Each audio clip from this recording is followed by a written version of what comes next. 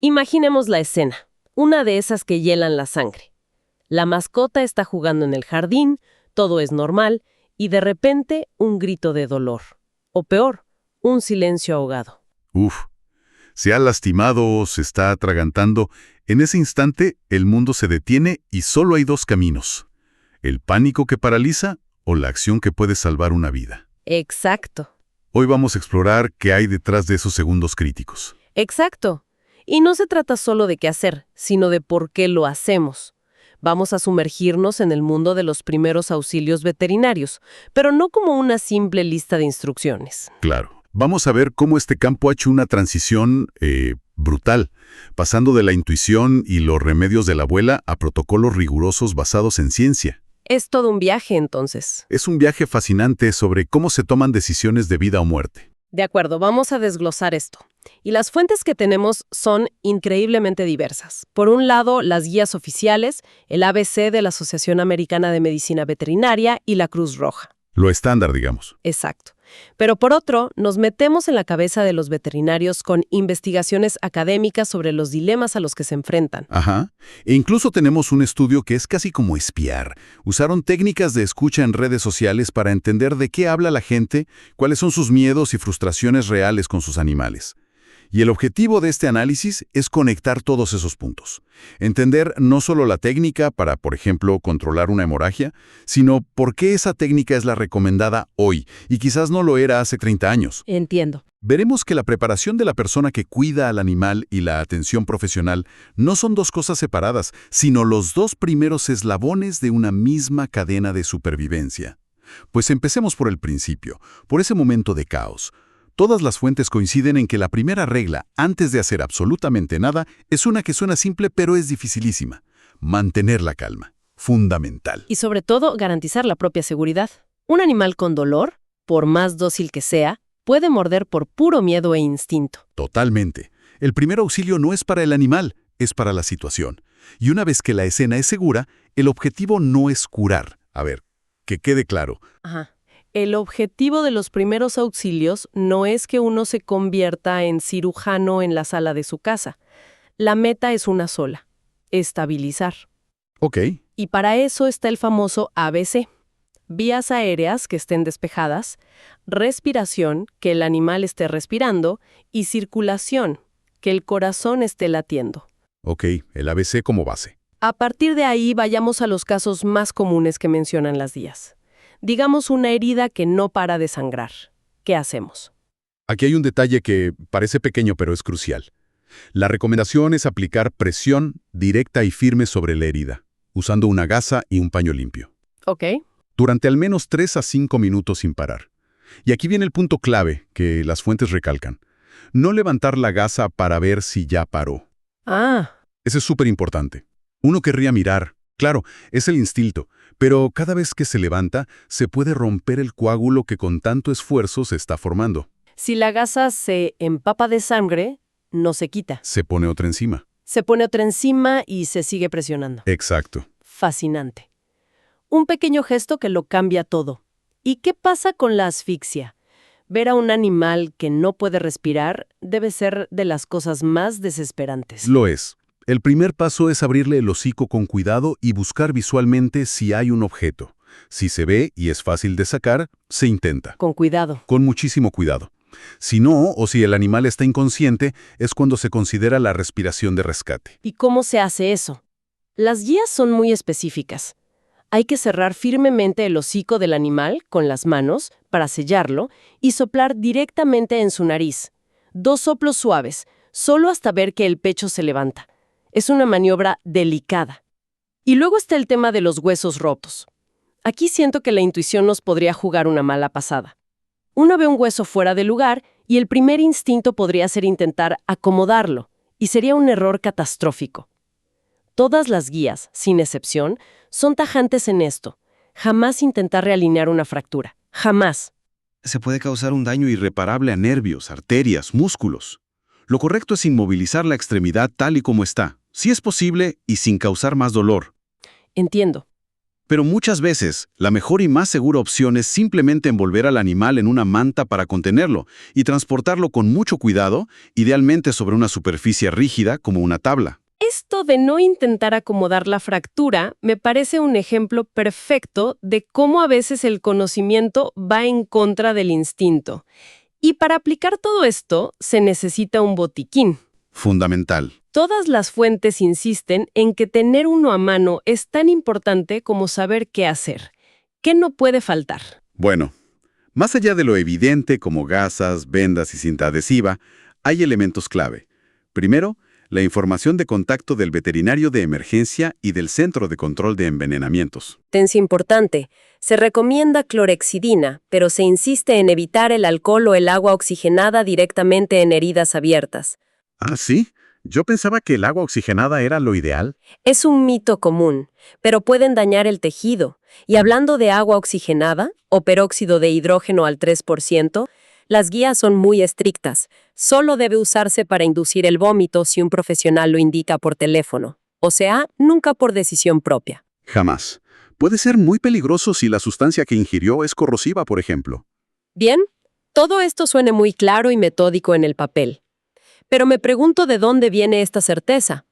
Porque imagino que hace 50 años las recomendaciones eran otras, quizás basadas más en la experiencia de campo. Claro, en el "a mí me funcionó". Exacto. ¿Cómo fue ese salto de la sabiduría popular a la ciencia dura en los primeros auxilios para animales? Esa es la pregunta del millón.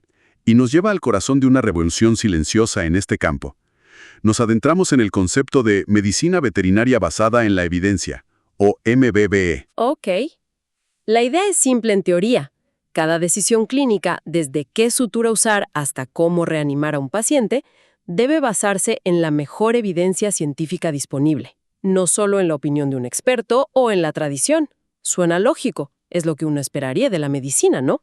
Que todo esté respaldado por estudios. Uno lo esperaría, pero aquí es donde las fuentes revelan una tensión enorme.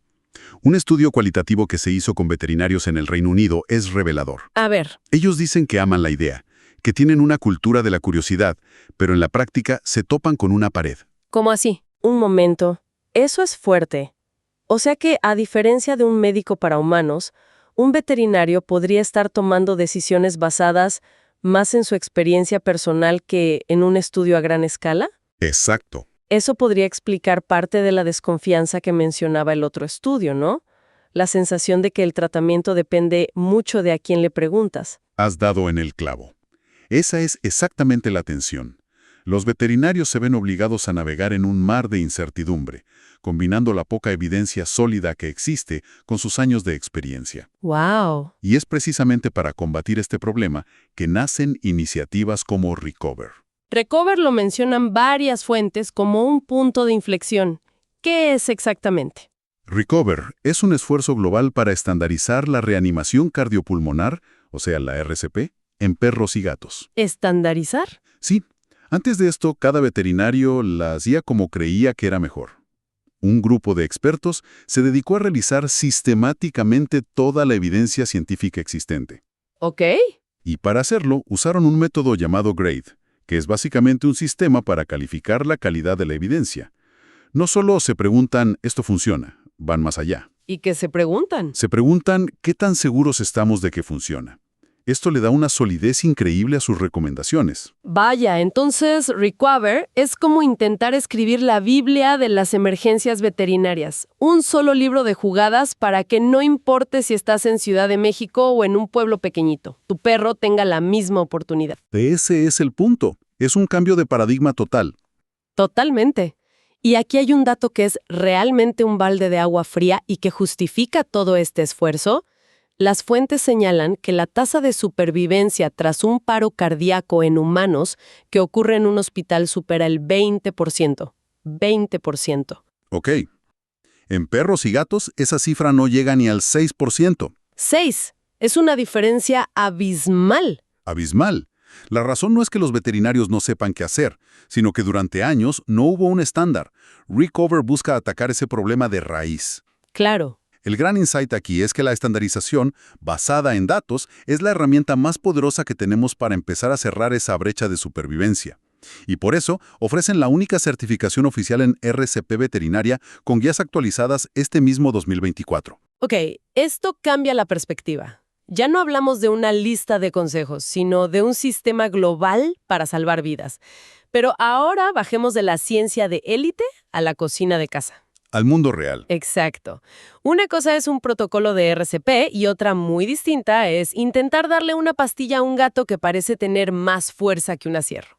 Totalmente. Y esa es la conexión con el mundo real. Aquí es donde entra ese estudio fascinante que analizó las conversaciones en redes sociales. El de la de escucha. Ese mismo. Los investigadores querían saber de qué se queja la gente, qué es lo que de verdad les quita el sueño. Y encontraron una ansiedad tremenda en torno a la medicación. La gente sufre para darle las pastillas a sus animales. Me lo imagino perfectamente. ¿Y qué más encontraron? Porque en las redes sociales la gente lo cuenta todo. Encontraron dos temas más muy potentes. Uno es la preocupación constante por los costos del tratamiento. Claro. Y el otro, que se conecta con lo que hablábamos antes, es una sorprendente desconfianza hacia las recomendaciones del veterinario. Mucha gente expresaba la sensación de que les estaban intentando vender algo, un producto o un procedimiento que quizás no era estrictamente necesario. Es increíble que exista esa desconfianza. Y me imagino que eso lleva a la gente a buscar sus propias soluciones. Claro, En ese universo de redes sociales, entre todos los trucos peligrosos, las fuentes lograron identificar algo que la gente comparte y que realmente funciona, o que al menos coincide con las buenas prácticas para medicar. sí. Fíjate que entre el ruido aparecen soluciones prácticas. La gente comparte con éxito sus trucos para esconder pastillas en alimentos que a las mascotas les encantan, como la mantequilla de maní, el queso crema o trocitos de salchicha. El clásico truco del queso. El clásico. Y hay una preferencia abrumadora por los medicamentos que ya vienen saborizados o en formato masticable, lo que confirma lo que la industria farmacéutica llama palatabilidad. Si sabe bien, es más fácil. Exacto. Pero esto tiene un lado muy oscuro, ¿verdad? Porque una cosa es esconder una pastilla recetada y otra es empezar a medicar por cuenta propia basándose en un consejo de Internet. Ese es el peligro mayúsculo. La Organización Panamericana de la Salud, por ejemplo, tiene una advertencia muy seria sobre dar antibióticos a las mascotas sin prescripción. ¿Por qué? No solo puede ser tóxico para el animal, sino que contribuye a un problema global que nos afecta a todos: la resistencia a los antimicrobianos. Ah, claro. Las bacterias se hacen más fuertes y luego esos antibióticos ya no funcionan ni para ellos ni para nosotros. Otras fuentes son claras. Los trucos de Internet o los remedios caseros para problemas serios carecen de base científica y pueden terminar en tragedia. El mensaje es claro, entonces. La atención profesional es irreemplazable. O sea que tenemos un círculo vicioso. Por un lado, una ciencia veterinaria que lucha por tener más y mejor evidencia. Por otro, cuidadores que sienten desconfianza y ansiedad y que a veces buscan atajos peligrosos. Exacto. Parece que el puente para romper este círculo es la educación, tener buena información. Absolutamente. Todas las organizaciones, desde la Cruz Roja hasta la propia iniciativa Recover, no solo crean guías, sino que ofrecen cursos de formación. No es solo el qué, sino el cómo. La filosofía es que una persona informada y capacitada no es un sustituto del veterinario, sino su mejor aliado. Es el primer y más crítico eslabón en la cadena de supervivencia. Claro. Una persona que sabe qué hacer en los primeros 5 minutos le entrega al profesional un paciente con muchas más posibilidades de sobrevivir. Y esto nos lleva a un recurso muy concreto que se mencionaba en los materiales. Para quienes nos escuchan y piensan, yo quiero saber hacer todo esto, quiero estar preparada, hay opciones accesibles. Sí, y aquí es donde la democratización del conocimiento juega un papel clave. Se menciona el curso gratis de enfermería veterinaria y primeros auxilios, que está disponible en la plataforma Educa Gratis. Educa gratis. Y lo que es fascinante aquí es la accesibilidad.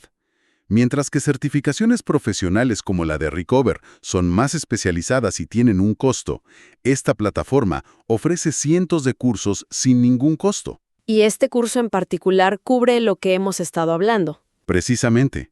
Está diseñado como un punto de partida completísimo. Cubre desde cómo evaluar a un animal herido, las técnicas de estabilización que discutimos, el manejo de emergencias comunes como golpes de calor o envenenamientos. O sea, todo el espectro. Todo. Hasta los fundamentos de la enfermería veterinaria. pone este conocimiento crítico al alcance de muchísima más gente.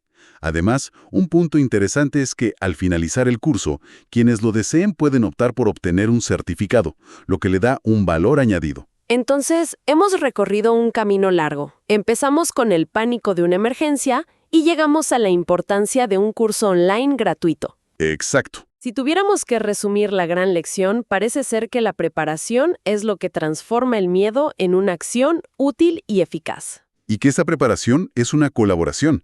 Empieza en casa, con el conocimiento de la persona responsable y un botiquín bien surtido. Pero su objetivo final es siempre llegar en las mejores condiciones posibles a la atención veterinaria profesional. Claro. Los primeros auxilios no hacen milagros, pero compran tiempo. Y en una emergencia, el tiempo es oro. Para terminar, me quedo con una idea que conecta todo. El estudio sobre redes sociales nos mostró la desconfianza de la gente, y el estudio sobre la medicina basada en la evidencia nos mostró la frustración de los veterinarios por la falta de datos contundentes. Ajá, No son dos problemas aislados, son las dos caras de la misma moneda. exacto. Y esto nos deja con una reflexión final, una pregunta importante. ¿De qué manera una conversación más abierta y honesta entre quienes cuidan a los animales y los veterinarios sobre las incertidumbres de la medicina animal?